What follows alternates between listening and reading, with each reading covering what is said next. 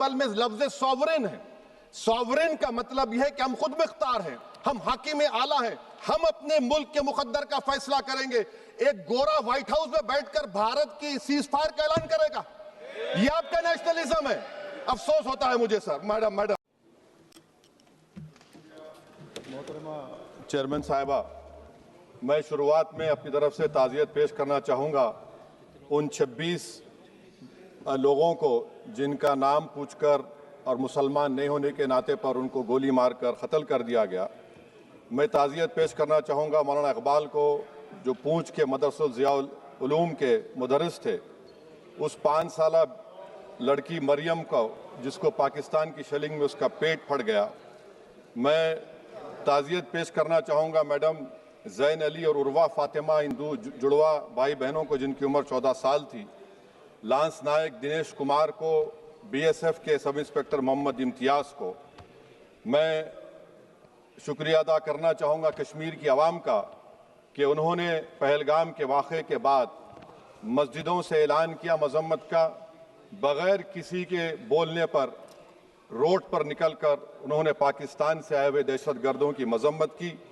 मैं मुबारकबाद देता हूँ हमारी मुसल्लह अफ़वाज को कि उन्होंने एक अजीम कुर्बानी पेश की और बहादुरी के साथ ऑपरेशन सिंदूर में भारत को कामयाबी दिलाई। मैं मुसल्लह अफ़वाज ने पहले 9 दहशतगर्द ठिकानों पर उनको निशाना बनाया और सबसे मेरी नज़र में जो दहशतगर्दी के दिल पर हमला हुआ वो भावलपुर का था और 6 एयरफील्ड, 3 हैंगर और 2 रनवेज को हमने तबाह किया।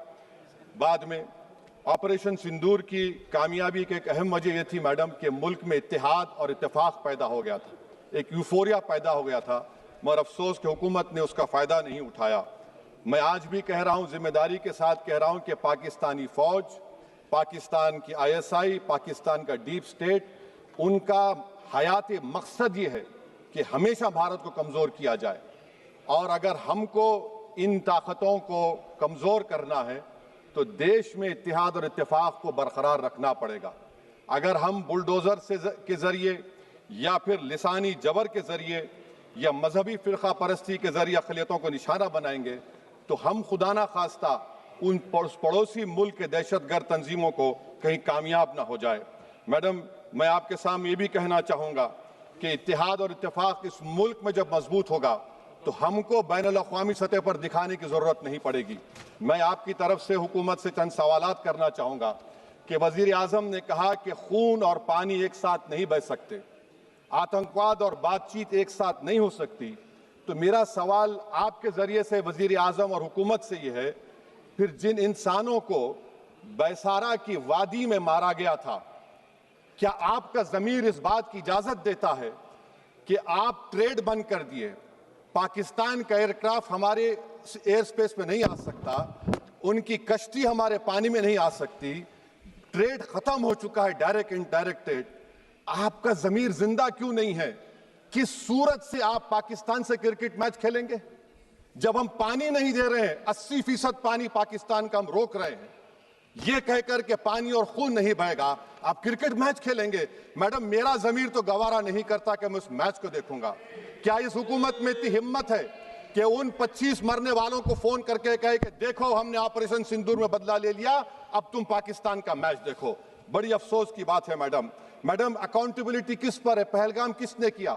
7.5 लाख हमारी फौज और सेंट्रल पैरामिलिट्री फोर्स है, ये कहां से 4 चूहे घुसकर हमारे भारत के नागरिक को मारे? अकाउंटेबिलिटी किस पर फिक्स होगी? LG पर फिक्स होगी तो LG को बरतरफ करिए, IB पर आती है तो एक्शन लीजिए, पुलिस पर आती है तो एक्शन लीजिए, मगर आप ये समझ रहे हैं कि ऑपरेशन कर दिया और हम खामोश लोग भूल जाएंगे। अकाउंटेबिलिटी फिक्स करना पड़ेगा। मैडम, डिटरेंस आपकी क्या है?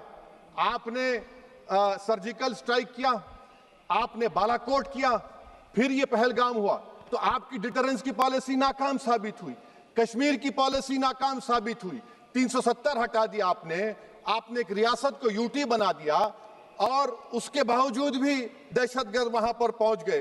तो और अफसोस मुझे इस बात का होता है मैडम कि पाकिस्तान को हम जानते हैं, पाकिस्तान और इजराइल इस पूरी दुनिया में एक फेल्ड स्टेट है और पाकिस्तान के आर्मी चीफ को जिससे हमारे स्ट्रेटेजिक रिलेशनशिप, इसको अपना दोस्त कहते हैं, उस देश का प्रेसिडेंट उस शख्स को बुलाकर खाना खिलाता है अपने साथ जिसके भाषण से हमारे लोग मारे गए थे। तो क्या आपकी खारजा पॉलिसी कामयाब हुई? आप देख लीजिए।